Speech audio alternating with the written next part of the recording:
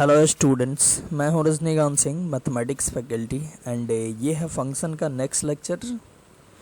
Students, पिछले lecture में हम लोग देख रहे थे लॉगरिथमिक फंक्शन, जो कि ट्रांसेंडेंटल फंक्शन का दूसरा पार्ट था। तो आज हम लोग देखेंगे लॉगरिथमिक फंक्शन में ही आगे।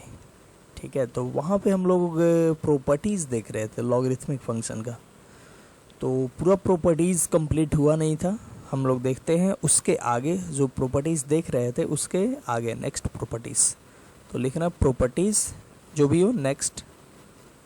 ठीक है, जितना नंबर हो नंबर आप देख लेना, मिला लेना, उतना लिख देना।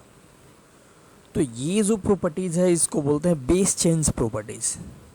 क्या बोलते हैं? Base change properties. ठीक है, बेस चेंज प्रॉपर्टीज़। तो ये बेस चेंज प्रॉपर्टीज़ है, इसको हम लोग दो तरीके से लिख सकते हैं। पहला जो होता है वो ये एक, जैसे हो log a to the base b, तो इसको हम लोग लिख सकते हैं log a। और देखो यहाँ पे है बेस b। आपको मान लो बेस b पसंद नहीं है, मान लो बेस में आपको c पसंद है। पसंद क्या, मान लो कि क्वेश्चन का ज़रूरत पड़े, मतलब क्वेश्चन में ज़रूरत पड़े कि बेस b नहीं रखें, बेस को c बना दें। ठीक है, तो आप b के जगह पे c लिख सकते हो। ठीक है, log a to the base b के जगह पे लिख दिए c। अब c जैसे ही लिखे तो आपको इनटू में लिखना पड़ेगा log c। देखो यहाँ पे c लिखे है ना, तो जो यहाँ पे वही यहाँ पे, तो log c और लास्ट में आपको लिखना पड़ेगा फिर से बेस b। ठीक है, ध्यान देना, इसको हम लोग दोनों तरीके से, दोनों तरफ से यूज़ करते हैं। मतलब log a to the base b गिवन हो तो log a to the base c into log c to the base b लिख सकते हैं। या अगर ये चीज़ गिवन हो, RHS में ये जो क्वांटिटी आपको दिख रहा है ये चीज़, तो ये गिवन हो तो आप इसके जगह पे ये लिख सकते हो। अब एक कंसेप्ट देख लो, ये गिवन है तो ये लिखने का तरीका मतलब क्या हुआ, तो यहाँ पे देखो डायगोनली अगर इक्वल हो, जैसे log a to the base c है और log c to the base b है, तो देखो डायगोनली ऐसे c है, यहाँ पे भी c है, तो ये दोनों c है, तो दोनों को हटा के हम लोग लिख देंगे log a to the base b। ठीक है, c हटा देंगे। जैसे देखो इस पे एग्जाम्पल दिखाते हैं, जैसे अगर हो log 5 टू द बेस 7 इंटू log 7 टू द बेस 9। ठीक है, ये तो देखो ये 7 और यहाँ पे 7 डायगोनली इक्वल है, तो आप क्या करोगे, आप दोनों को हटा के आप लिख सकते हो log 5 टू द बेस 9। ठीक है, ये। या आप इधर से उधर जाना चाहते हो तो जा सकते हो, log 5 टू द बेस 9 है अगर, तो आप लिख सकते हो log 5। अब बेस में मान लो 9 आपको पसंद नहीं है, बेस में आपको 7 अगर चाहिए तो आप लिख सकते हो टू द बेस 7, लेकिन आपको लिखना पड़ेगा क्या, तो log 7 to the base log 7, अब बेस में लास्ट में 9। ठीक है, अब ज़रूरी नहीं है कि 7 ही लिखें, आप log 5 टू द बेस 9 है, इसको ऐसे भी लिख सकते हो log 5। अब बेस में आपको जो भी चीज़ पसंद है, बेस में आपको 3 पसंद है तो 3 लिख दो, इनटू में लिखना पड़ेगा log 3 और बेस में कितना फिर 9। ठीक है, तो ये हो जाएगा। या ये RHS गिवन है, RHS देखो क्या है, log 5 टू द बेस 3 इंटू log 3 टू द बेस 9। यहाँ भी डायगोनली 3 है ना, तो इसको आप दोनों को हटा के 3 हटा के एक ही log लिख सकते हो, और log 5 आप बेस कितना, तो बेस 9 रख देना। ठीक है, तो ऐसे देखो, ऐसे हम लोग इसको दोनों तरीके से यूज़ कर सकते हैं। LHS गिवन हो तो RHS एंड RHS गिवन हो तो LHS। तो ये हो गया इसका पहला पार्ट, बेस चेंज प्रॉपर्टीज़ का। देखो बेस को चेंज किए तो इसको बोलते हैं बेस चेंज प्रॉपर्टीज़। इसको एक और तरीके से ऐसे लिख सकते हैं, log a to the base b है। ठीक है, log a to the base b है, तो इसको हम लोग लिख सकते हैं log a by log b। ध्यान से देखना, log a by log b। अब दोनों जगह कोई सेम बेस लगा दो, जैसे आपको c मन है तो दोनों जगह c लगा दो, दोनों जगह k मन होता तो k लगा देते। ठीक है, और इस प्रॉपर्टीज़ को भी हम लोग दोनों साइड से यूज़ करते हैं। मतलब LHS गिवन हो तो RHS हम लोग लिख सकते हैं, और RHS अगर गिवन हो तो LHS हम लोग लिख सकते हैं। ठीक है, जैसे देख सकते हो, अगर LHS गिवन हो, मान लो log 5 to the base 3 है, हमको बेस चाहिए 7, तो आप कर सकते हो, क्या करोगे, तो log 5 to the base 7, अब बाई में log 3 to the base 7। देखो क्या किए, तो log 5 अब बाई log 3 कर दिए, और दोनों जगह बेस 7 लगा दिए। ठीक है, वही इसका उल्टा भी आप इसका यूज़ कर सकते हो, यानी ऐसे हो log 3 to the base 5 by log 7 to the base 5। तो देखो यहाँ पे ऊपर और नीचे दोनों जगह बेस में क्या है, तो बेस में 5 है, तो आप इसको क्या लिखोगे, तो आप इसको लिखोगे log 3 टू द बेस 7। ठीक है, दोनों ये 5 को हटा दिए, बचा log 3 टू द बेस 7। तो ये प्रॉपर्टीज़ भी दोनों साइड से यूज़ होगा, बोथ साइड से यूज़ हो सकता है। ठीक है, तो ये दोनों को बोलते हैं बेस चेंज प्रॉपर्टीज़, और ये काफ़ी ज़्यादा यूज होता है लिमिट के क्वेश्चन को सॉल्व करने में। तो नेक्स्ट इसके बाद और इसके अगला जो प्रॉपर्टीज़ है, प्रॉपर्टीज़ नेक्स्ट, ठीक है, इसके बाद उसको बोलते हैं इंटरचेंज प्रॉपर्टीज़। इंटरचेंज प्रॉपर्टीज़, ठीक है, इसमें क्या करते हैं, तो इसमें इंटरचेंज करते हैं। मतलब जैसे ये प्रॉपर्टीज़ है, जैसे log a to the base b है, तो हम लोग इंटरचेंज करना हो, ये सोचो a के जगह पे b लिखना हो और b के जगह पे a लिखना हो, मतलब आर्गुमेंट और बेस को एक दूसरे से इंटरचेंज करने के लिए ये प्रॉपर्टीज़ का यूज होता है। और कैसे होता है, तो हम लोग इसको ऐसे लिख सकते हैं, log a to the base b है, अगर इंटरचेंज करना हो तो रेसिप्रोकल करना पड़ेगा, मतलब करना पड़ेगा 1 by log b to the base a। ठीक है, ये प्रॉपर्टीज है।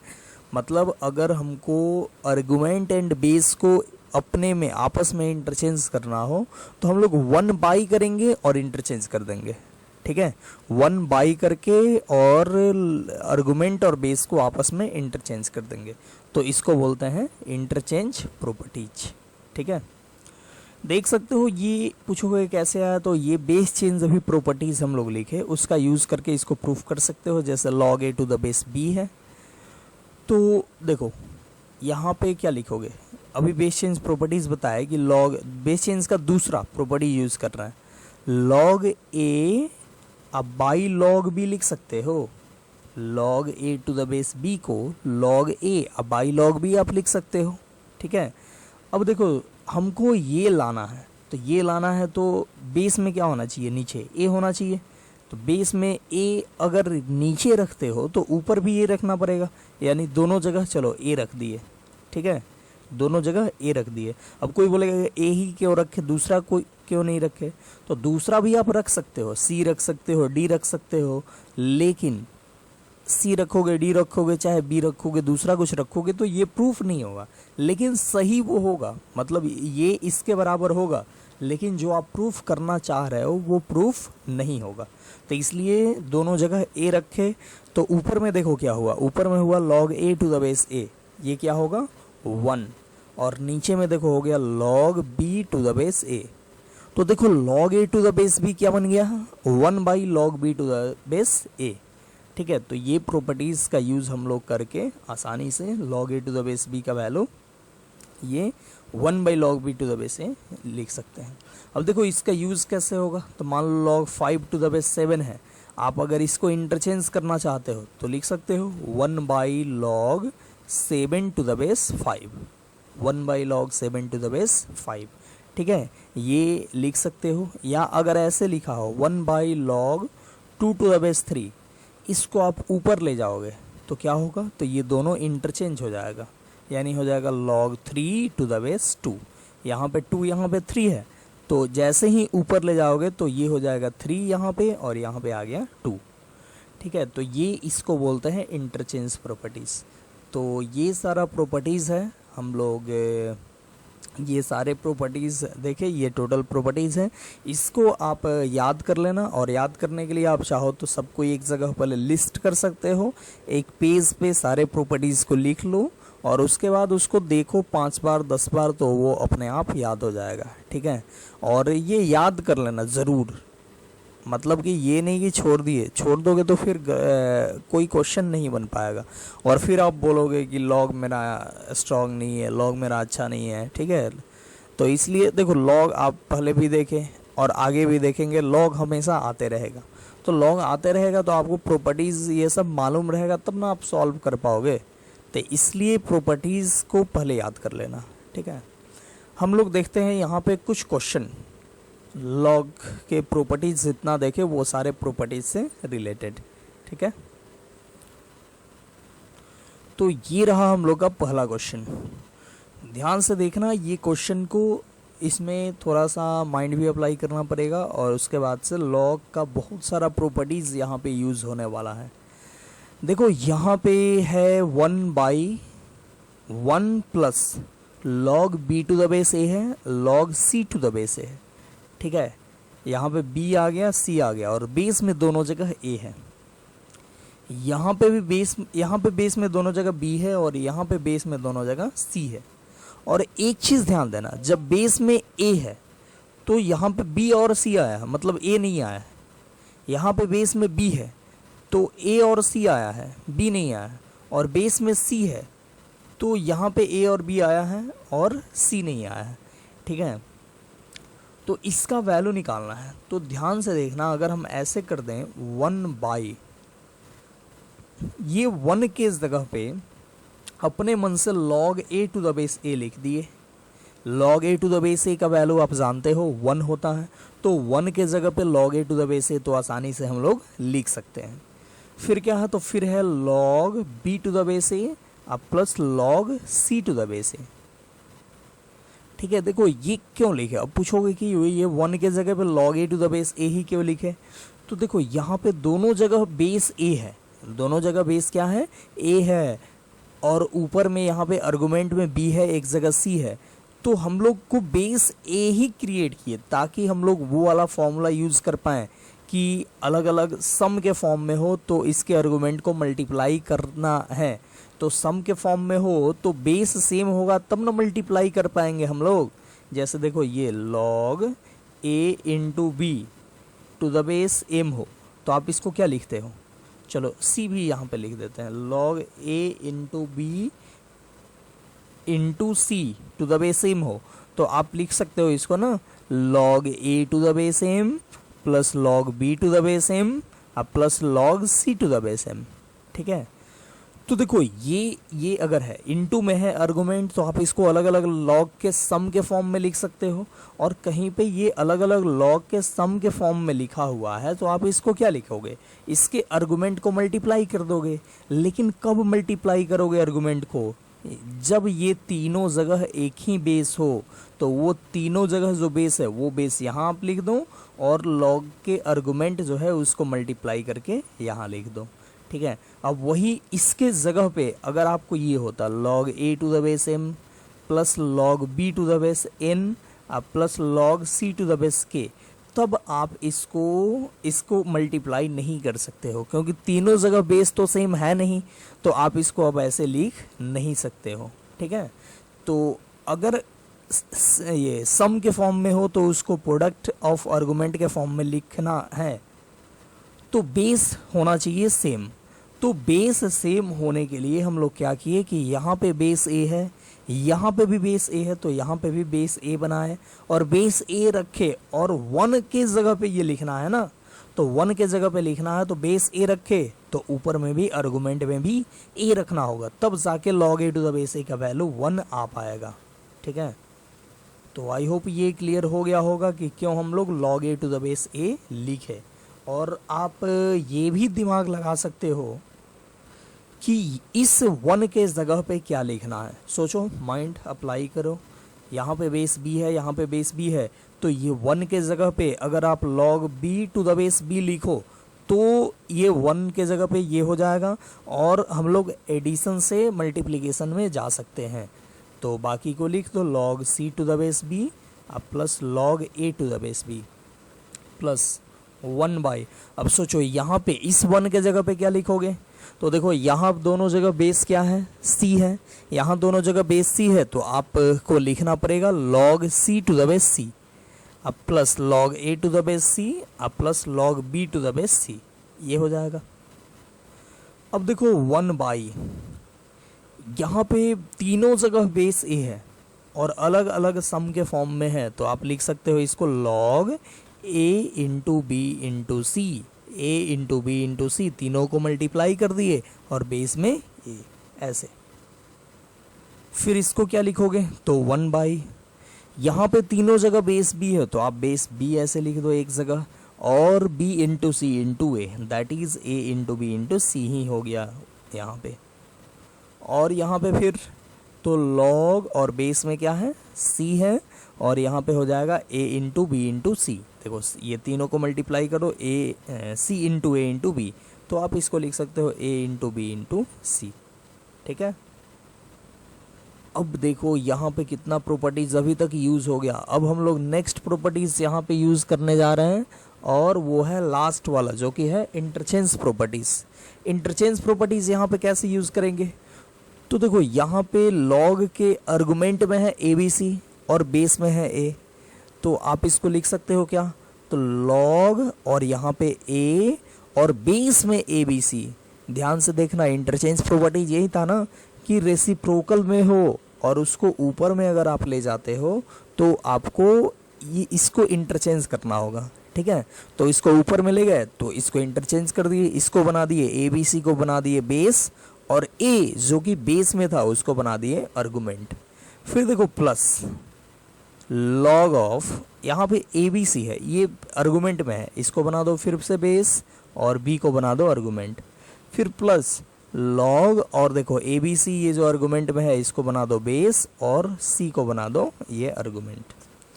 अब देखो फिर से यहाँ पे आ गया log, 3 log है, तीनों का बेस ABC है और एडिशन के फॉर्म में है, तो क्या करोगे, तो आप फिर से ये a इंटू बी इंटू सी कर सकते हो। मतलब 3 log एडिशन के फॉर्म में है, बेस सेम है, तो आप उसको मल्टीप्लाई, इसके आर्गुमेंट को मल्टीप्लिकेशन के फॉर्म में लिख सकते हो, तो होगा log बेस में ABC और ये हो जाएगा ABC, ठीक है। अब देखो कितना कमाल का आंसर आने वाला है, log ABC और बेस में भी ABC, क्या हो जाएगा value 1, log ABC to the base ABC 1। तो हमसे पूछ रहा था इसका वैल्यू इवेलुएट करने को, इसका वैल्यू क्या होगा, ठीक है। तो देखो कितना अच्छा सा वैल्यू, कितना सुंदर वैल्यू आया है, क्या आया है 1 आ गया इसका आंसर, ठीक है। तो इस टाइप से रिलेटेड क्वेश्चन कोई भी आए तो आप इसको बना सकते हो, ठीक है। इसमें क्या है, थोड़ा सा माइंड अप्लाई करना है, और बाकी प्रॉपर्टीज़ हम लोग यूज़ किए और ये बनते गया, ठीक है। तो देखते हैं और कुछ क्वेश्चन इसी सब प्रॉपर्टीज़ पे। तो ये क्वेश्चन है, इसको इवेलुएट करना है, माइनस log बेस में है 5 और log बेस में है 3 और square root of 5th root of 9, ठीक है। इसको ध्यान से देखो, ये देखने में लग रहा है कि ये बहुत बड़ा क्वेश्चन है, बट ये बड़ा है नहीं, ये मतलब कि थोड़ा सा ये उलझाव टाइप है, ठीक है। तो इसको आप ध्यान से देखोगे तो एक एक करके इसको सिंप्लीफाई करने का प्रयास करोगे तो ये आसानी से बन जाएगा। देखो आपको इधर अभी कुछ नहीं करना है, माइनस log बेस 5 जैसे था वैसे लिख दिए, इस log को भी वैसे ही लिख दिए, बेस में 3 लिख दिए। अब देखो ये जो चीज़ है इसको आप सिंप्लीफाई करो, ये स्क्वायर रूट है तो चलो इसको अभी स्क्वायर रूट ही रहने दो। ये देखो ये 5th रूट ऑफ 9 है, इसको आप लिख सकते हो 9 टू द पावर 1/5। ध्यान से देखो ये चीज़ को हम अभी सिंप्लीफाई किए, स्क्वायर रूट जैसे था वैसे रहने दिए, और 5th रूट ऑफ 9 को हम लोग लिख दिए 9 का पावर 1/5। आपको पता होगा कि ऐसे अगर हो mth रूट ऑफ ऐसे कुछ हो p, तो आप इसको क्या लिखोगे p to the power 1/m, ठीक है। तो ये वाला प्रॉपर्टीज़ को यूज़ करते हुए हम लोग यहाँ पे सिंप्लीफिकेशन किए। अब देखो यहाँ पे ये स्क्वायर रूट है, अब इसको क्या लिखोगे, तो माइनस लॉग 5 इधर जैसे था वैसे रख दिए, कुछ नहीं करना है। और यहाँ पे 9 का पावर 1/5 है, पहले ये तो 9 का पावर 1/5 है। अब देखो यहाँ पे स्क्वायर रूट है, स्क्वायर रूट का मतलब पूरे का पावर 1/2। नहीं समझे, ध्यान से देखना, यहाँ पे एम था तो क्या लिखे, पावर 1/m लिखे। तो यहाँ पे कुछ नहीं हो, यहाँ पे कुछ नहीं हो, इसका मतलब क्या होता है, 2 है, 2 है तो होगा p का पावर 1/2। ठीक है, और ये काफ़ी आसान चीज़ है, आपको आई होप पता होगा। तो स्क्वायर रूट था तो लिख दिए पावर में कितना, 1/2। अब देखो ये इधर का तो वैसे ही लिख दो, लॉग बेस 3 है। अब देखो बेस 3 है, एक चीज़ और ध्यान दो, बेस 3 है तो यहाँ पे भी हमको 3 ही क्रिएट करना पड़ेगा ना। यहाँ पे अभी 9 दिख रहा है, तो आप 9 को आसानी से लिख सकते हो 3 का पावर 2। देखो 9 को लिखे 3 का पावर 2, एक भी पावर छूटना नहीं चाहिए।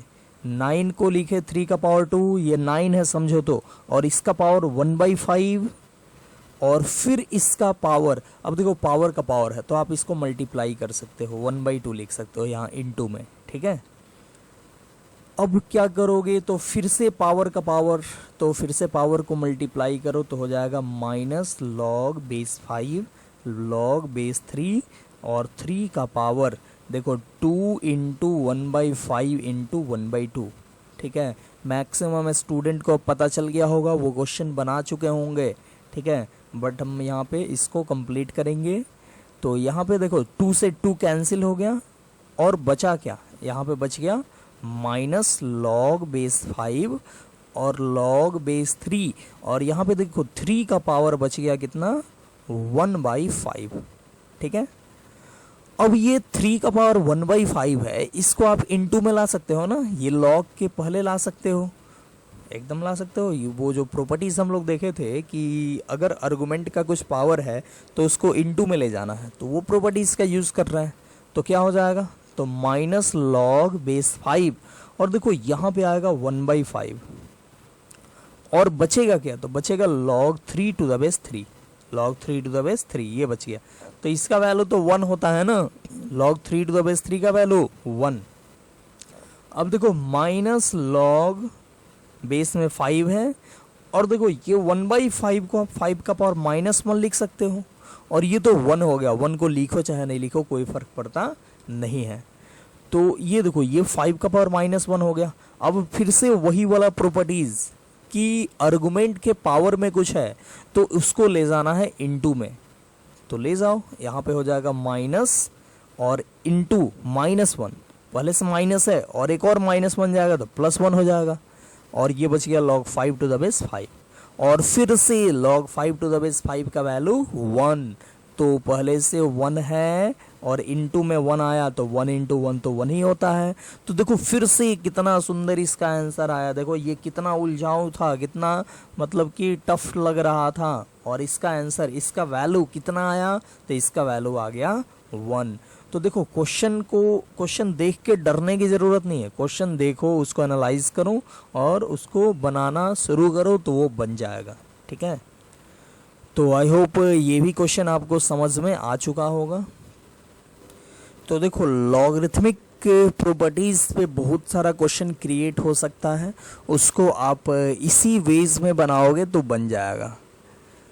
मैं यहाँ पे आगे बढ़ूँगा और आपको दूंगा मैं एक असाइनमेंट, ताकि आप बनाओ और जो प्रॉब्लम आए उसको पूछो। ठीक है, और मैं यहाँ पे आगे बढ़ जाऊँगा, ताकि मैं यहाँ पे क्वेश्चन कराने लगूँ तो बहुत सारा क्वेश्चन है जिसको कराना पड़ेगा। और एक्चुअली अभी तो हम लोग फंक्शन पढ़ रहे हैं, तो फंक्शन पढ़ रहे हैं तो लॉगरिथम में हम लोग अगर ज़्यादा टाइम बर्बाद कर दें तो फिर बहुत लंबा हो जाएगा। ठीक है, तो इसलिए हम लोग अभी कंटिन्यू करेंगे आगे, मतलब इसके ग्राफ देखेंगे और इसके लॉग के बारे में और भी कुछ देखेंगे। ठीक है, तो इसका असाइनमेंट मिल जाएगा, आप इसको बनाना। तो अभी हम लोग देखते हैं system of logarithm, system of logarithm.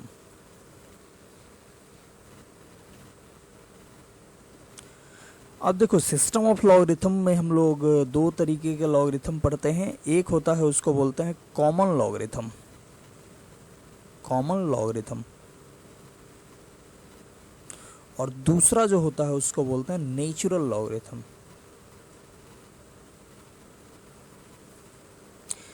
Common logarithm किसको बोलते हैं? तो बोलते हैं कि वैसा लॉगरिथम जिसका बेस 10 हो उसको बोलते हैं कॉमन लॉगरिथम। ठीक है, मतलब लॉगरिथम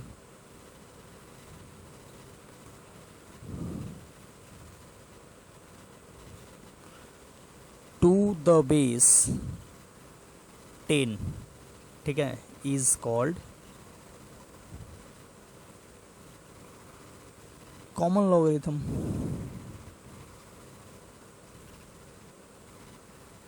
ठीक है, मतलब वैसा लॉगरिथम जिसका बेस 10 हो, सिंपली उसको बोलेंगे कॉमन लॉगरिथम। और नेचुरल लॉगरिथम किसको बोलते हैं? तो बोलते हैं लॉगरिथम टू द बेस ई।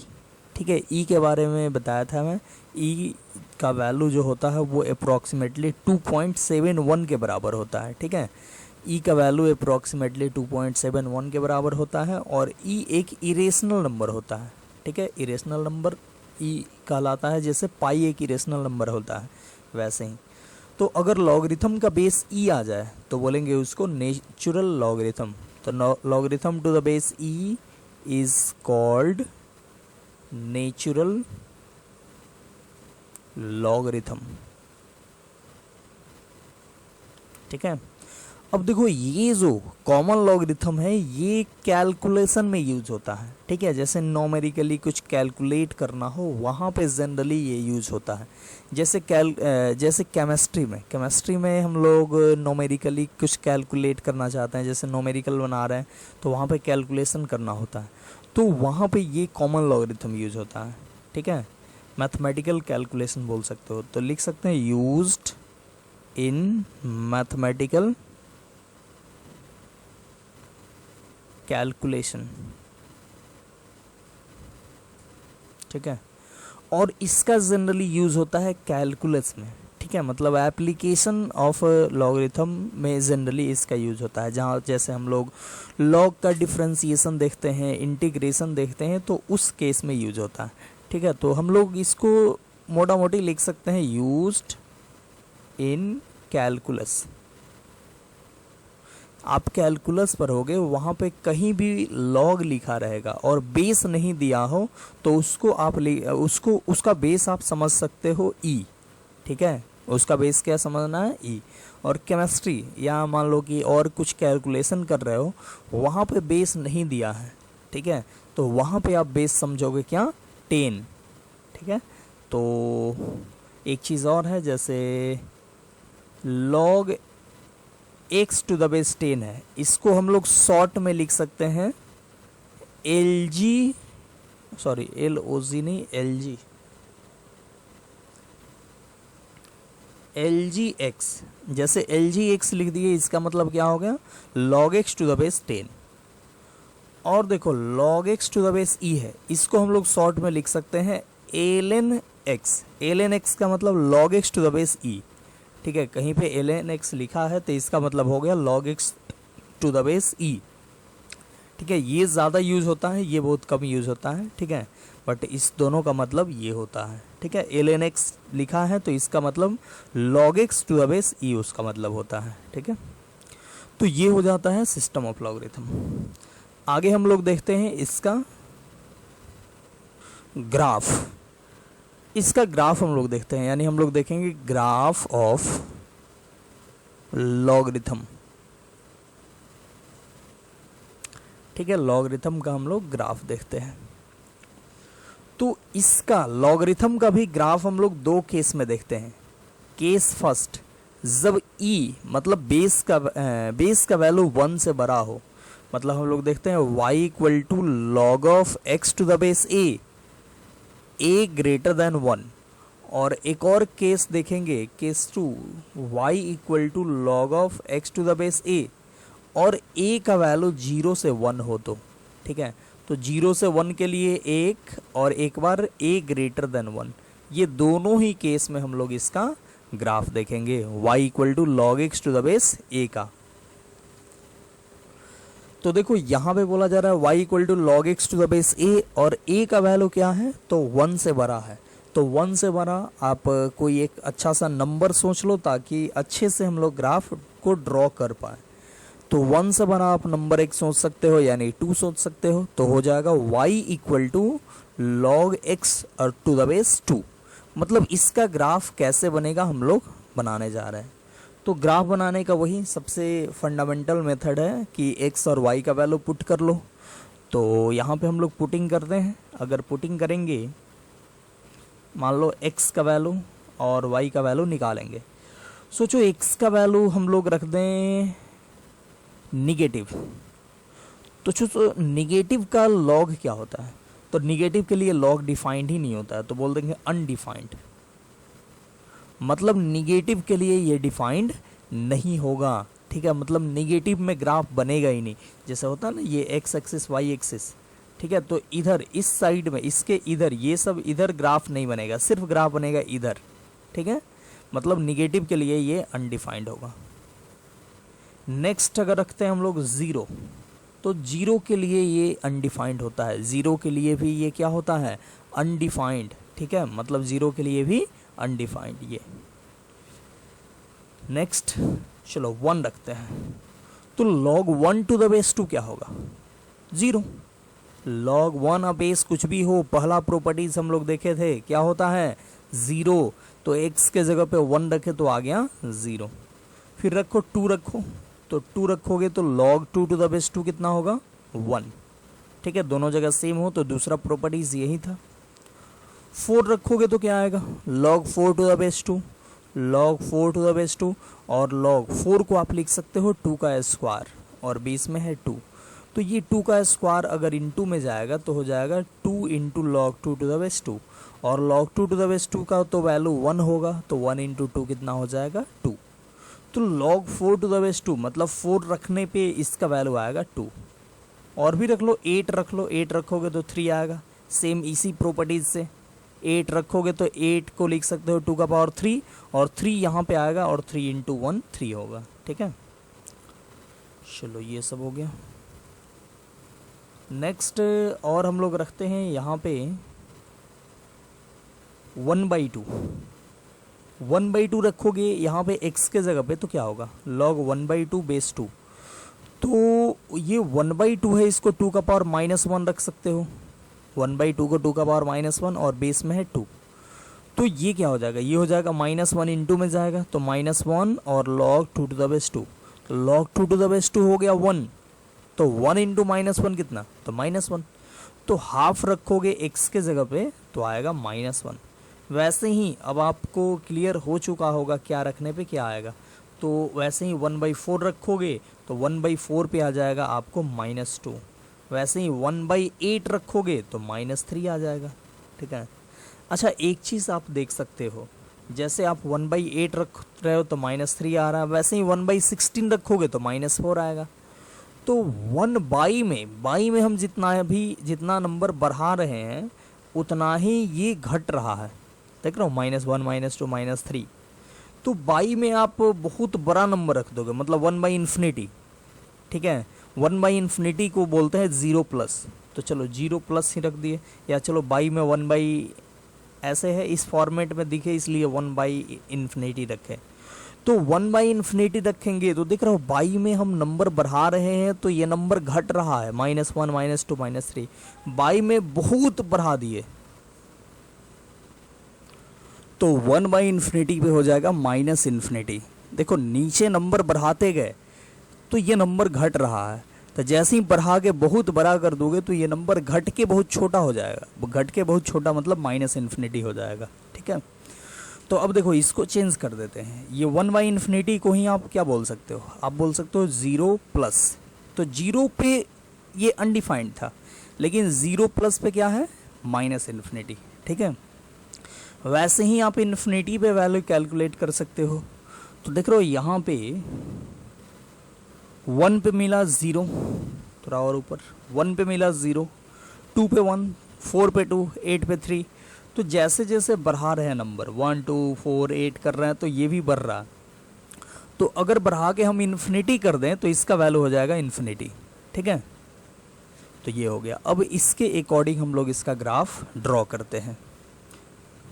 तो ये रहा हम लोग का कोऑर्डिनेट एक्सिस, ये है एक्स एक्सिस और ये है वाई एक्सिस। तो देखो सबसे पहले तो ये क्लियर होना चाहिए कि निगेटिव साइड में कोई ग्राफ नहीं होगा। ठीक है, ये निगेटिव साइड है, इधर कोई ग्राफ नहीं होगा और इधर ये पॉजिटिव साइड में ग्राफ होगा। ठीक है, तो पॉजिटिव साइड में जो ग्राफ होगा वो किस तरीके से होगा, तो देखो सबसे पहले निगेटिव में के लिए अनडिफाइंड, ज़ीरो के लिए भी अनडिफाइंड, ज़ीरो के लिए भी ग्राफ नहीं होगा। ठीक है, फिर देखो 1 के लिए 1 पे वैल्यू क्या मिला, 0 मिला, तो 1 यहाँ पे होगा, 1 पे वैल्यू कितना 0। ठीक है, तो 1 पे 0 यही पॉइंट हो जाएगा, ये मान लो 1 है। फिर 2 पे कितना, 2 पे 1, तो 2 यहाँ पे होगा, 2 पे वैल्यू 1 मिलेगा, दैट इज़ ये मिल गया, ये 2 पे मिल गया हमको 1। ठीक है, फिर 4 पे 2, 4 देखो 4 यहाँ पे थोड़ा दूर होगा, 4 पे वैल्यू कितना मिलेगा, तो 2 और ऊपर यहाँ पे। ठीक है, ये 2 है। फिर 8 पे 3, तो 8 बहुत दूर होगा, छोड़ देते हैं उधर। फिर हाफ, हाफ पे देखो, हाफ पे वैल्यू कितना, हाफ यहाँ होगा, तो हाफ पे वैल्यू होगा -1, -1 दैट इज़ यहाँ पे। ठीक है, ये है -1, तो हाफ पे -1 होगा। 1/4 पे -2, 1/4 देखो और यहाँ पे होगा। ठीक है, हाफ से और आधा पे, तो 1/4 पे कितना मिला, तो 1/4 पे -2 मिलेगा। ठीक है, ये -2, तो वैसे ही ये मिलते जाएगा। 1/8 पे क्या मिलेगा, तो 1/8 पे मिलेगा -3, तो और नीचे। ठीक है, और 0 प्लस जैसे ही आप आओगे 0 से थोड़ा सा आगे तो हो जाएगा -∞। तो 0 से थोड़ा सा आगे बढ़ोगे तो ऐसे काफ़ी नीचे से ग्राफ उठते हुए आएगा, और ये हो गया कहाँ मिला, तो -3 पे, और फिर ऐसे -2 पे, फिर -1 पे, और ऐसे होते हुए 0 पे जाएगा, 1 पे 0 हो गया, और फिर क्या हो गया, तो फिर 1, 2 पे 1 मिल गया, फिर 2 यहीं पे बना दो, इसको हटा दो, और ये ऐसे फिर आगे बढ़ते गया। ठीक है, देखो इधर काफ़ी दूर जाओगे, मतलब इन्फिनिटी पे जाओगे, तो ग्राफ क्या हो जाएगा, इन्फिनिटी हो जाएगा। ठीक है, बहुत ऊपर चला जाएगा। तो ये हो गया log x to the base 2 का ग्राफ। ये किसका हो गया, y equal to log x to the base 2 का ग्राफ। ठीक है, इवन कि y equal to log x to the base a, जब a का वैल्यू 1 से बड़ा हो तो सबके लिए ग्राफ का शेप यही होगा। ठीक है, शेप क्या है इसका, तो इंक्रीजिंग। कैसा फंक्शन है ये, तो इंक्रीजिंग फंक्शन है, increasing function log x to the base a, और a का वैल्यू जब 1 से बढ़ा तो कैसा फंक्शन, इंक्रीजिंग फंक्शन है। और देखो यहाँ पे आपको ग्राफ से एक चीज़ दिख रहा है कि इसका डोमेन क्या होगा, तो डोमेन हो जाएगा 0 से इन्फिनिटी, 0 इंक्लूडेड नहीं होगा। ठीक है, तो 0 से इन्फिनिटी, क्योंकि टोटल जो ग्राफ है उसका x कोऑर्डिनेट का सेट लें तो 0 से इन्फिनिटी आएगा। ठीक है, विदाउट इंक्लूडिंग 0, तो ये हो गया 0 से इन्फिनिटी इसका डोमेन। और वैसे भी देखो आप log x, ये जो है log x to the base 2, इसका डोमेन पूछा जाए तो आप बोलोगे कि log को डिफाइन होने के लिए ये इसका आर्गुमेंट पॉजिटिव होना चाहिए, तो आर्गुमेंट पॉजिटिव दैट इज 0 से इन्फिनिटी हो गया। फिर देखो इसका रेंज क्या होगा, तो रेंज मतलब y का वैल्यू, तो y का वैल्यू नीचे गया है -∞ तक और ऊपर गया है +∞ तक, तो इसका रेंज हो जाएगा -∞ से लेकर +∞। ठीक है, मतलब ऑल रियल नंबर, मतलब log का वैल्यू कोई भी रियल नंबर आ सकता है। फिर पूछोगे कि ये बाउंडेड होगा कि नहीं, तो बोलोगे नहीं होगा। ठीक है, क्योंकि नीचे भी -∞ तक जा रहा है और ऊपर भी +∞ तक जा रहा है, तो बोलेंगे अनबाउंडेड। ठीक है, और भी कुछ देखो, और यहाँ पे काफ़ी important, log 0 plus two the base 2 का वैल्यू कितना होगा, तो log 0 प्लस मतलब 0 से जस्ट आगे बढ़े तो ग्राफ बहुत नीचे था, दैट इज -∞ हो गया। ठीक है, तो log 0 plus two the base 2 का वैल्यू होता है -∞, या कुछ भी हो, log 0 plus two the base 3 हो, टू द बेस 4 हो, मतलब कोई भी बेस 1 से बड़ा हो तो उसका वैल्यू हो जाता है -∞। ठीक है,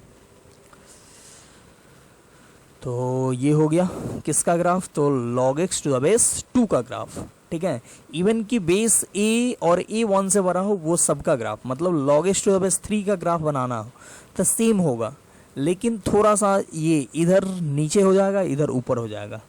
1 पे तो सेम ही होगा, 1 पे सब 0 आएगा, बट इधर जाओगे तो देखो यहाँ पे बेस 3 होता तो 3 पे ना 1 आता, बेस अगर 3 होता तो log 3 टू द बेस 3 1, मतलब ये 2 पे 1 आया है, हमको 3 पे जाके 1 मिलता, तो 3 पे 1 मिलता तो ग्राफ थोड़ा सा नीचे हो जाता और इधर इधर ग्राफ थोड़ा सा ऊपर हो जाता। ठीक है, तो वो उसको आप ट्राई करना, log x to the base 3 आप इसको बनाना, y equal to log x to the base 3, इसका ऐसे जैसे हम पॉइंट पुट करके बनाए हैं वैसे ही आप भी पुट करके बनाना और देखना इसका ग्राफ ऐसा इस शेप में आता है कि नहीं।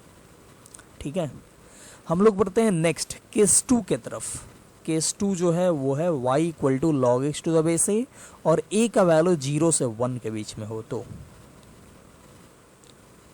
Case 2 y equal to log of x to the base a, जहां पे a का वैल्यू 0 से लेकर 1 के बीच में हो।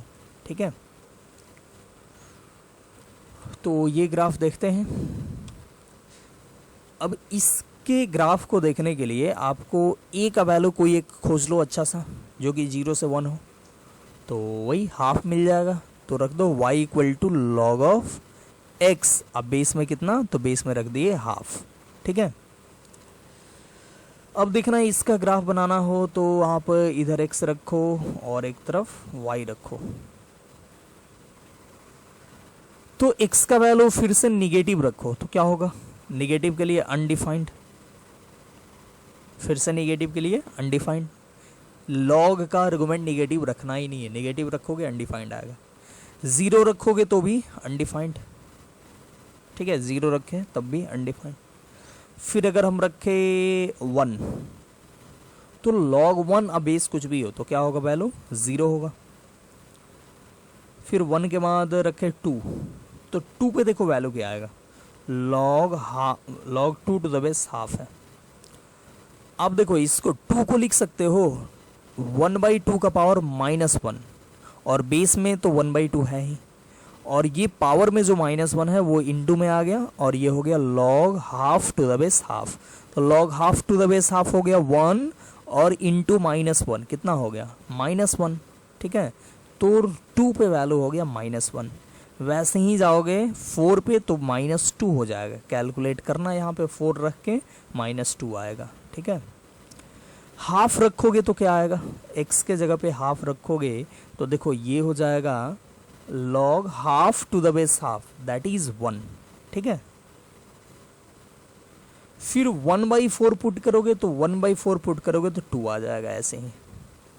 अब देखो यहाँ पे एक चीज 1/2 पे 1 आया, 1/4 पे 2 आया, वैसे ही 1/8 करोगे तो 3 आएगा।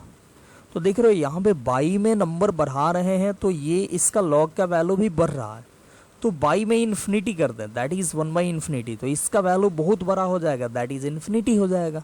ठीक है, और 1/∞ को ही क्या बोलते हैं, 0+, तो आप 0+ लिख दो। तो देखो वहाँ पे से उल्टा आ रहा है, वहाँ पे क्या था, वहाँ पे 0+ पे -∞ आया था, यहाँ पे 0+ पे आ गया +∞, तो यहाँ पे पूरा का पूरा उल्टा होता है। ठीक है, फिर देखो यहाँ पे इन्फिनिटी पे वैल्यू निकालो, तो इन्फिनिटी पे देख सकते हो 1 पे 0 आया, 2 पे -1 आया, 4 पे -2 आया, 8 पे -3 आएगा। तो जैसे जैसे आप बढ़ रहे हो आगे, वैल्यू बढ़ा रहे हो, तो log का वैल्यू घट रहा है, तो जैसे जैसे आप बहुत बड़ा कर दोगे, इन्फिनिटी कर दोगे तो बहुत घट जाएगा दैट इज -∞ हो जाएगा। ठीक है, तो यहाँ पे बेस अगर 1 से छोटा हो तो इस केस में इन्फिनिटी पे हो जाता है -∞ और 0+ पे हो जाता है इन्फिनिटी। देखते हैं इसका ग्राफ कैसा बनेगा।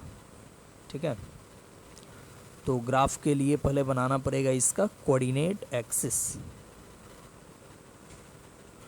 तो ये रहा हमारा प्यारा सा कोऑर्डिनेट एक्सिस, ये है एक्स एक्सिस और ये है वाई एक्सिस। ठीक है, ये ओरिजिन।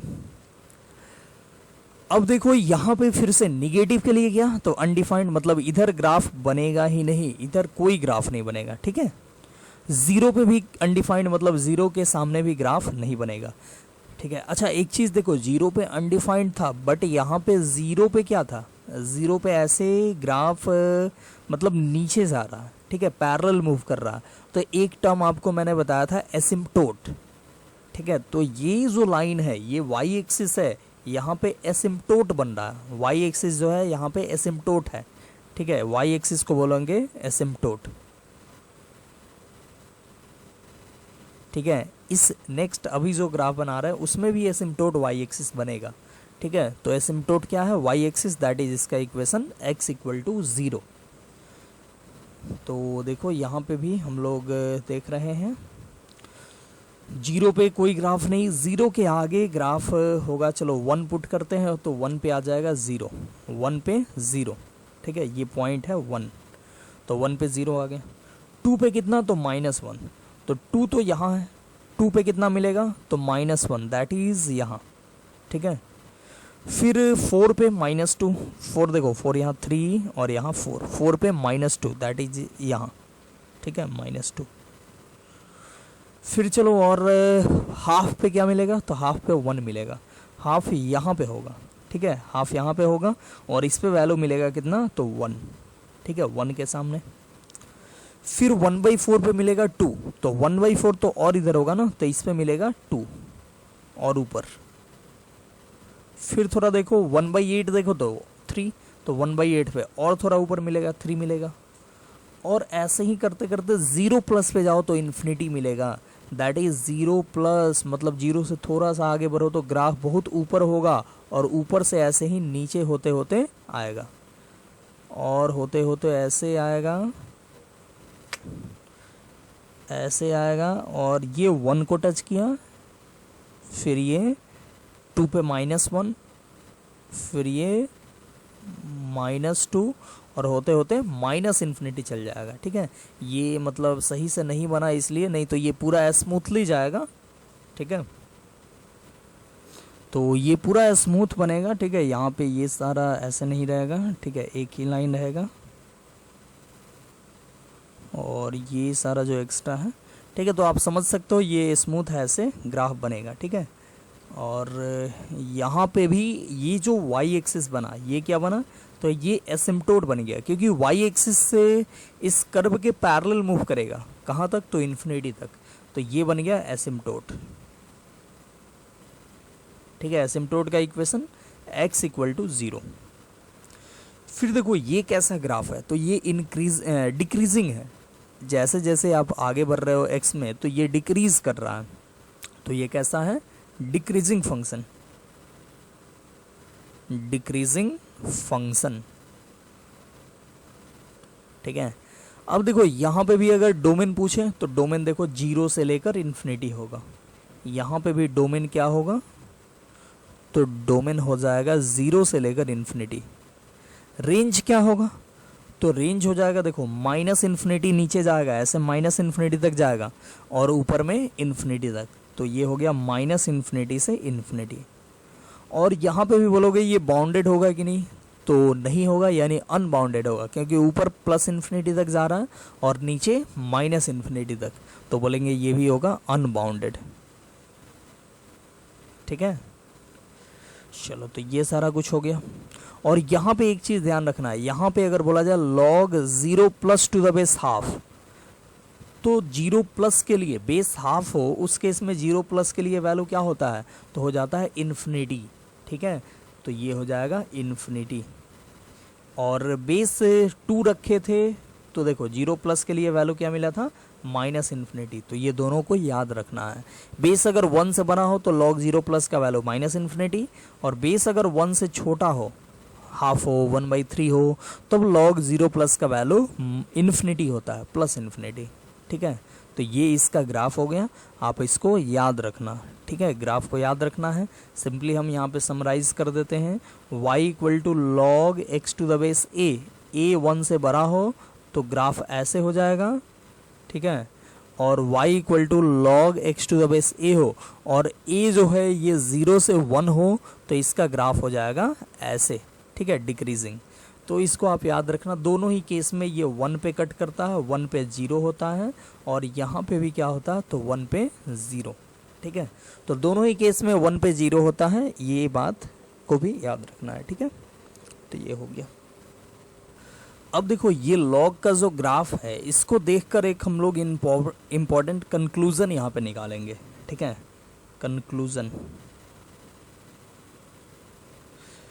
क्या कंक्लूजन निकालेंगे, तो अगर हम बोले कि log x to the base a ये ग्रेटर देन 0 कब होगा, log x to the base a पूछे कि ग्रेटर देन 0 पॉजिटिव कब होगा, तो देखो ये केस क्या है, तो a ग्रेटर देन 1 है। तो a ग्रेटर देन 1 में भी देखो log का वैल्यू पॉजिटिव भी है और निगेटिव भी है। ठीक है, ये जो है x का वैल्यू है, तो पॉजिटिव कब है, log पॉजिटिव कब है, तो पॉजिटिव तब है जब x का वैल्यू 1 है। देख रहे हो ये 1 है ना x, तो x का वैल्यू जब 1 से बड़ा हो तो log का वैल्यू पॉजिटिव होगा। तो log x to the base a greater than 0 कब होगा, तो जब x ग्रेटर देन 1 हो एंड a ग्रेटर देन 1, क्योंकि a पे भी तो कंडीशन लगा है, a ग्रेटर देन 1 है तब न जाके x ग्रेटर देन 1 के लिए पॉजिटिव, तो एंड a ग्रेटर देन 1, तो log x to the base से पॉजिटिव हो जाएगा कब, जब x भी 1 से बड़ा और a भी 1 से बड़ा, मतलब दोनों 1 से बड़ा हो। या नहीं तो ये केस में देखो, ये केस क्या है, तो इस केस में a जो है वो 0 से 1 के बीच में है, तो इसमें log पॉजिटिव कब है, तो इसमें भी देखो ये x का वैल्यू है, x का वैल्यू 1 से छोटा तो log पॉजिटिव और 1 से बड़ा तो log निगेटिव। तो log पॉजिटिव कब है, तो log पॉजिटिव है 0 से 1 के बीच में, मतलब x का वैल्यू 0 से 1 ले तो x का वैल्यू 0 से 1 ले लें एंड a इस केस में क्या है, तो a इस केस में है 0 से 1। ठीक है, मतलब देखो log x to the base a का वैल्यू पॉजिटिव तब होगा जब x भी 1 से बड़ा और a भी 1 से बड़ा, या नहीं तो x भी 0 से 1 और a भी 0 से 1, तो दोनों सेम टाइप का हो, मतलब दोनों 1 से बड़ा हो बेस और आर्गुमेंट, या नहीं तो दोनों 1 से छोटा हो, तो उस केस में log का वैल्यू पॉजिटिव होता है।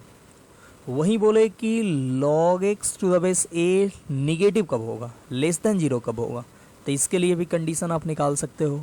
निगेटिव कब है, तो पहला देखो इस केस में निगेटिव कब है, तो जब x का वैल्यू 0 से 1 लिए हैं, तो देख रहे हो ये निगेटिव है, तो लिखेंगे x का वैल्यू 0 से लेकर 1 एंड x का वैल्यू जब 0 से 1 लिए हैं तो निगेटिव आया है, तो ये कौन सा केस है, तो ये केस है a ग्रेटर देन 1 वाला, तो लिखना पड़ेगा एंड a ग्रेटर देन 1। फिर देखो यहाँ पे इस केस में log का वैल्यू निगेटिव कब है, तो जब x 1 से बड़ा रखे हैं, 1 से बड़ा के लिए देखो निगेटिव है, तो लिखना पड़ेगा x ग्रेटर देन 1 एंड ये कौन सा केस है, तो ये केस है 0 से 1 वाला केस, दैट इज a का वैल्यू 0 से 1 रखना पड़ेगा, तो ये आ जाएगा, दैट इज देखो आपको मिला। अब पहले तो ये लिखें, ये कैसे लिखें, ये अगर मान लो क्लियर हो गया तो ठीक है, अगर नहीं क्लियर हुआ तो फिर से इस वीडियो को बैक करके देखो। ठीक है, अब वैसे भी नहीं क्लियर हो तो देखो ऐसे याद रखो, log x to the base से पॉजिटिव कब होगा, तो जब दोनों एक ही टाइप का हो, दोनों एक ही टाइप का हो मतलब दोनों 1 से बड़ा हो, या मतलब दोनों मतलब बेस और आर्गुमेंट दोनों 1 से बड़ा हो, या नहीं तो दोनों 1 से छोटा हो। और निगेटिव कब होगा, तो निगेटिव तब होगा जब अलग अलग हो, एक 1 से छोटा एक 1 से बड़ा, एक 1 से बड़ा एक 1 से छोटा। ठीक है, जैसे देखो log 5 टू द बेस 7, इसका वैल्यू क्या होगा ये मालूम नहीं है, बट अगर पूछा जाए कि पॉजिटिव होगा कि निगेटिव, तो आप देखना कि ये दोनों 1 से बड़ा है कि दो अलग अलग है, तो ये दोनों ही 1 से बड़ा है, तो दोनों 1 से बड़ा है तो फिक्स है इसका वैल्यू पॉजिटिव होगा। देख रहे हो दोनों 1 से बड़ा, आर्गुमेंट भी बेस भी 1 से बड़ा हो तो पॉजिटिव। अगर ऐसे हो log 1/3 बेस 1/5, तो ये देखो दोनों 1 से छोटा है, 1/3 भी 1 से छोटा है एंड 1/5 भी 1 से छोटा, तो इसका वैल्यू क्या होगा, सॉरी पॉजिटिव होगा। दोनों एक ही टाइप का हो, दोनों 1 से छोटा हो या दोनों 1 से बड़ा हो तो वैल्यू होता है पॉजिटिव। और वही अलग अलग हो, जैसे log 5 टू द बेस 1/7, एक 1 से बड़ा है एक 1 से छोटा है तो वैल्यू होगा निगेटिव। देख रहे हो ये एक 1 से बड़ा एक 1 से छोटा तो निगेटिव होता है log का वैल्यू। वही अगर हम बोले log 1/7 टू द बेस 2, तो देख रहे हो यहाँ पे ये 1 से छोटा है, ये 1 से बड़ा है तो इसका भी वैल्यू निगेटिव। मतलब अलग अलग टाइप का हो, एक 1 से बड़ा हो और दूसरा 1 से छोटा हो, तो लॉग का वैल्यू जो होगा वो निगेटिव हो जाएगा। और दोनों एक ही टाइप का हो तो लॉग का वैल्यू हो जाएगा पॉजिटिव। ठीक है, तो ये जो कंक्लूज़न है इसका भी यूज़ हमेशा आते रहेगा। अगर अच्छा प्रॉब्लम करोगे या थोड़ा हाई लेवल पे जाओगे तो ये चीज़ इसका यूज़ करना पड़ सकता है। ठीक है, बाकी देखो अगर आप सिंपल लॉग का एप्लीकेशन जानना चाहते हो, मतलब कि उसका डिफरेंशिएशन इंटीग्रेशन, तो बेसिक का कुछ प्रॉपर्टीज़ याद है तो उससे काम चल जाएगा। लेकिन टफ चीज़ें जब आना शुरू होगी तब आपको ये सब चीज़ें और ग्राफ और ये सब कुछ ध्यान में रखना होगा। ग्राफ तो हमेशा ध्यान में रखना होगा क्योंकि ग्राफ का यूज़ करके हम लोग बहुत काम करेंगे। ठीक है, आगे मतलब इसके ग्राफ का यूज़ हमेशा आते रहेगा। ठीक है, तो ग्राफ तो याद रखना ही है। ये जो ग्राफ है 2 कंडीशन में इसको याद रखना है और बाकी ये सब भी याद रखना है। तो ये हो गया। नेक्स्ट एक है वो है लॉगरिथमिक इनइक्वालिटी। लॉगरिथमिक इनइक्वालिटी, तो लॉगरिथमिक इनइक्वालिटी में हम लोग क्या देखेंगे? तो लॉगरिथमिक इनइक्वालिटी में हम लोग देखेंगे इस टाइप का क्वेश्चन। चलो इसका मैं पहले थ्योरी बता देता हूँ। जैसे गिवन हो log fx to the base a greater then log gx to the base a, तो इसको कैसे सॉल्व करोगे? तो log fx to the base a है, ग्रेटर है log gx to the base a के, तो बेस पहले देखेंगे कि सेम है कि नहीं। तो अगर बेस सेम है, देखो दोनों जगह बेस a है, तो बेस अगर सेम है तो हम लोग लिख देंगे fx ग्रेटर देन gx, मतलब log को हटा देंगे और इनइक्वालिटी को नहीं बदलेंगे। लॉग को हटा के इनइक्वालिटी को जैसे के तैसे रहने देंगे। कब? तो अगर ये जो बेस है, ये जो दिख रहा है बेस, ये 1 से बड़ा हो तो। ठीक है, एंड हम लोग लॉग को हटाएंगे और इनइक्वालिटी बदल देंगे। कब? तो जब ये बेस 0 से लेकर 1 के बीच में हो तब।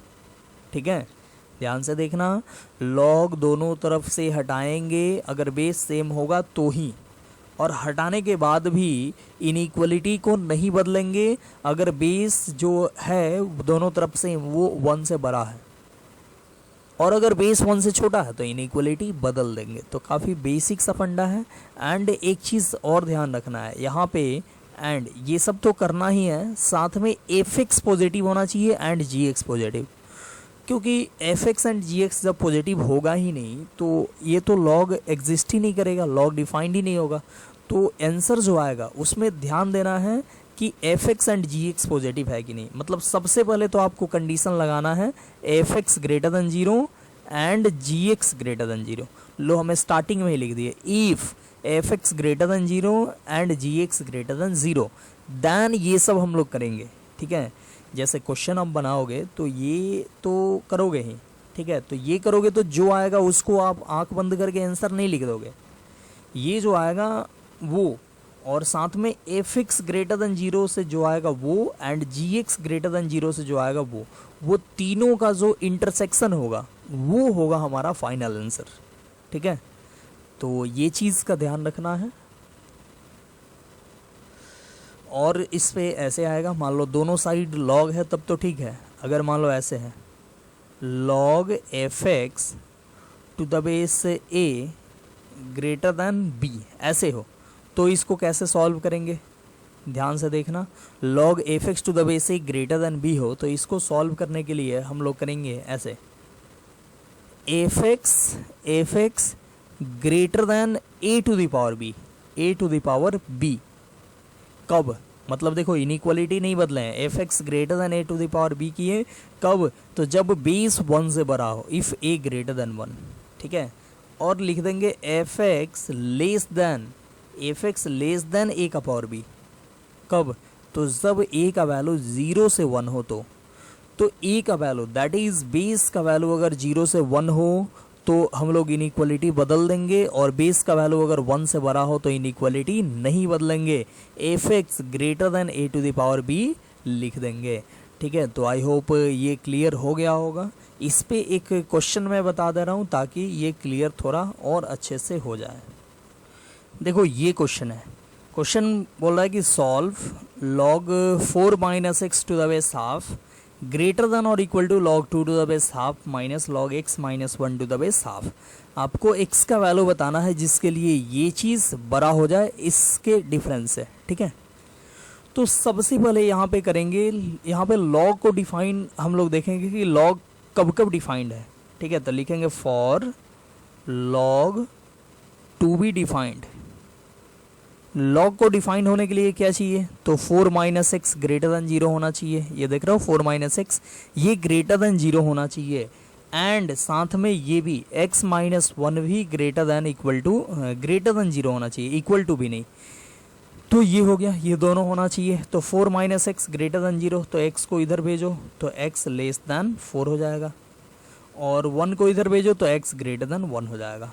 अब ये देखो बोल रहा है कि x less than 4 and x greater than 1, दोनों को अगर मिला दें तो क्या होगा, दोनों का इंटरसेक्शन करें तो ये बोल रहा है 4 से छोटा, ये बोल रहा है 1 से बड़ा, तो फाइनली होगा x बिलोंग्स टू 1 to 4। मतलब देखो ये जो log डिफाइंड होगा, ये जो क्वेश्चन है ये क्वेश्चन ही डिफाइंड होगा किसके लिए, तो 1 से 4 के लिए। मतलब अब आपको जो भी काम करना है ये 1 से 4 के लिए करना है। मतलब आपको आंसर जो आना चाहिए वो कुछ भी आए उसको 1 से 4 में ही लेना है, बाकी को रिजेक्ट कर देना है। ठीक है, तो देखो सॉल्व करते हैं इसको, कैसे करेंगे, तो ये माइनस में है, ये चीज़ क्या है माइनस में है, इसको इधर भेजो तो प्लस में आ जाएगा, दैट इज हो जाएगा log 4 minus x base half, और ये क्या है, तो ये प्लस में आ जाएगा कितना log x minus 1 to the base half greater than और equal to log 2 to the base half. अब देखो अब आपको क्या करना है, तो ये इनइक्वालिटी में क्या है, एक log इधर एक log इधर है, आपको इधर 2 log दिख रहा है, इधर एक log प्लस एक log, तो पहले आपको इसको सिंगल log में कन्वर्ट करना होगा। बेस सेम करने का कोई यहाँ पे इशू नहीं है क्योंकि बेस सेम ऑलरेडी है यहाँ पे, तो आप क्या करोगे log बेस हाफ और इसको मल्टीप्लाई कर दोगे, दैट इज होगा 4 minus x into x minus 1 greater than और equal to log 2 to the base half. ये हो गया।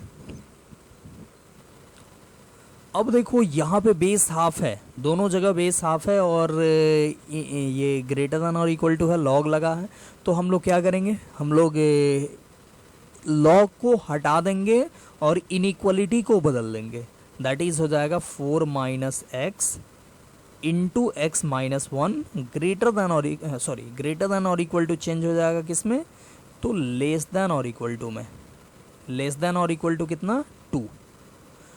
अब इसको मल्टीप्लाई कर लो तो हो गया 4x minus 4 minus x square और प्लस एक्स लेस देन और इक्वल टू 2। सबको एक साइड लाओ तो सबको उधर ले जाओ तो होगा एक्स स्क्वायर, और ये 4x प्लस एक्स 5x है, उधर ले जाओगे तो माइनस 5x, और ये माइनस 4 उधर जाएगा तो प्लस 6, और ग्रेटर देन और इक्वल टू 0 हो जाएगा क्योंकि सबको उस साइड में ले गए हैं। अब देखो x square minus 5x plus 6, इसको फैक्टराइज करोगे और 0 से इक्वेट करोगे तो x का वैल्यू आएगा कितना 2 and 3, और सबको नंबर लाइन पे प्लॉट कर लिए तो 2 हो गया और 3 हो गया, ये इन्फिनिटी ये माइनस इन्फिनिटी, और इसके अकॉर्डिंग यहाँ देखो हाईएस्ट पावर का साइन पॉजिटिव है, दैट इज़ यहाँ पॉजिटिव, सबसे राइट साइड में पॉजिटिव, ये आपको पता होगा साइन स्कीम में बताया गया है, और ये पॉजिटिव तो सारे रूट्स एक एक बनाया है, तो ये निगेटिव और ये पॉजिटिव। तो देखो हमको क्या चाहिए, हमको चाहिए ग्रेटर देन और इक्वल टू 0, 0 से बड़ा या बराबर, तो ग्रेटर देन और इक्वल टू 0 का कहाँ मिलेगा, तो इधर ये इंटरवल में मिलेगा और ये इंटरवल में मिलेगा, और इक्वल टू भी है तो आपको 2 and 3 भी लेना है, मतलब 2 से छोटा या बराबर और 3 से बड़ा या बराबर, ये मिल गया। दैट इज यहाँ पे हो गया x belongs to minus infinity to 2 को इंक्लूड करना है, यूनियन 3 टू इन्फिनिटी, ये आपका आंसर आया। लेकिन अभी थोड़ा सा रुकना है। यहाँ पे मैं स्टार्टिंग में ही क्या बता चुका हूँ कि आंसर जो भी आना चाहिए वो 1 से 3 के बीच में, 1 से 4 के बीच में ही आना चाहिए। ठीक है, आंसर जो आना चाहिए वो आना चाहिए कहाँ से कहाँ के बीच में, तो 1 से 4 के बीच में। ये मान लो 1 है और ये 4 है, इसी के बीच में हमारी पूरी दुनिया है ये क्वेश्चन के लिए। तो ये क्वेश्चन में जो भी चीज़ आए, आंसर आए, जो भी आए, 1 से 4 के बीच में आना चाहिए। बाकी जो आएगा उसको रिजेक्ट कर देंगे। तो देखो बाकी ये बोल रहा है 2 से छोटा, तो 2 इधर होगा और 3 इधर होगा। तो ये बोल रहा है कि 2 से छोटा या बराबर, और ये बोल रहा है 3 से बड़ा या बराबर। लेकिन हमारा जो कुछ भी आना चाहिए वो 1 से 4 के बीच में आना चाहिए। तो 1 से 4 के बीच में ये वाला कौन सा पार्ट आएगा, तो 1 से 2 एंड 3 से 4। ठीक है, ये देखो 4 पे ये इक्वल टू नहीं है। ठीक है, 4 पे ऐसे बीच में खाली है, 4 पे खाली है। तो क्या होगा, फाइनल आंसर क्या होगा, फाइनल आंसर इस क्वेश्चन का होगा x बिलोंग्स टू 1 to 2। अब 2 पे आप क्लोज लोगे क्योंकि 2 दोनों में है, बट 1 दोनों में नहीं है, तो 1 पे ओपन एंड 2 पे क्लोज। यूनियन 3 to 4, अब 3 पे क्लोज लेना है और 4 पे ओपन। तो ये हो गया 1 से 2 एंड 3 से 4। ये फाइनल आंसर हमारा हुआ। ठीक है, तो आई होप आपको समझ में आ चुका होगा कि लॉगरिथमिक इनइक्वालिटीज़ जो है उसको कैसे सॉल्व करते हैं। ठीक है, चलो तो एक क्वेश्चन मैं यहाँ पे दे रहा हूँ, आप इसको बनाना खुद से, और क्वेश्चन को बना के मतलब जो आंसर आए उसको कमेंट बॉक्स में लिखना। क्वेश्चन है सॉल्व लॉग x माइनस 1 और बेस में है 0.04 ग्रेटर देन और इक्वल टू लॉग, और बेस में है 0.2 और ये x माइनस 1। ठीक है, यही है। तो इसको बनाना, आप देखना क्या आंसर आता है। तो आंसर मैं यहाँ पे लिख दे रहा हूँ, आंसर फाइनली आएगा x belongs to 2 to infinity. ठीक है, ये आंसर आया तो समझ लेना कि सही है। तो ठीक है, इस वीडियो को हम लोग करते हैं यहीं पे एंड, और देखेंगे हम लोग नेक्स्ट वीडियो में, नेक्स्ट लेक्चर में हम लोग देखेंगे आगे इससे। ठीक है, तो इसको बनाना और इस पे एक छोटा सा असाइनमेंट मिल जाएगा, उसको भी बनाना, और फिर हम लोग देखेंगे आगे हम लोग ट्रांसेंडेंटल फंक्शन का अगला पार्ट। तो ठीक है, पढ़ते रहिए, घर पे रहिए, सेफ रहिए और देखते रहिए, डेली पढ़ाई कीजिए। Bye bye.